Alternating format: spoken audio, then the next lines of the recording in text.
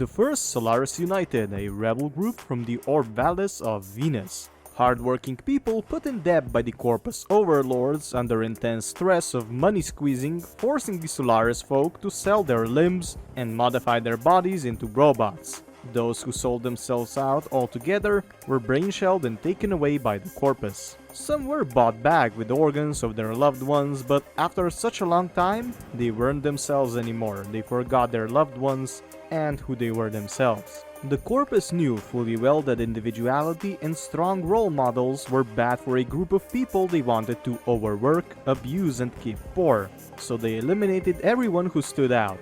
The children of those that went missing, now without home or supervision, orphans of the Solaris Society, are called Vent Kids, who live in the vents, steal parts from the Corpus to improve their K-drives, and bang their skeg music on the vents, while the labor sleeps. This eventually sparked a resistance that goes back to the day when Yudiko, now leader of the Solaris United, has seen an old man's leg taken away, her friend's arms being sold, and her mother's head detached and auctioned. That day was the day she sold her heart and bought a gun. The business, now a member of Solaris United, was once a sculptor, as he called himself, eliminating people from the society that were not ideal. He taught SU how to fight, being a mobile death force by night, perfect workers by day. No one suspected a thing. Yudiko, the person responsible for the third party's support to see the Solaris United is a cause of good, has made the operation possible. But as many rebel stories go, the hideout of Solaris United was found out. This all led to the massacre of Deck 12, one of the worst events in Solaris history, a Corpus operation to destroy the rebels and turn them into workers as they wanted them. Through the power of war brachnoids and sheer force, they were successful, and Solaris United was no more, with only a few running away, settling at Fortuna. Those remaining members of Solaris United were too scared to make a fuss. The business left, and there was no fire left in the pyre of revolution.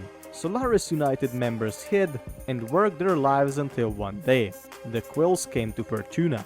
Quill Protu's secondary Sad came in contact with Little Duck, which told him to sod off and never talk to her again, but she was very wrong.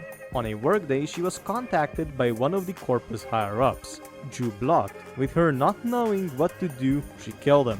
But just before he died, he disclosed some information of the Orb Mothers, the files which contained the information of the shield array and immunity to damage from normal weapons. Little Doug did not know what to do with this information, but one day Legs, one of the orphan children, kept from becoming a vent kid by the business, needed help with his peculiar situation, asking the Tenno for help, and thus the second Solaris United has started.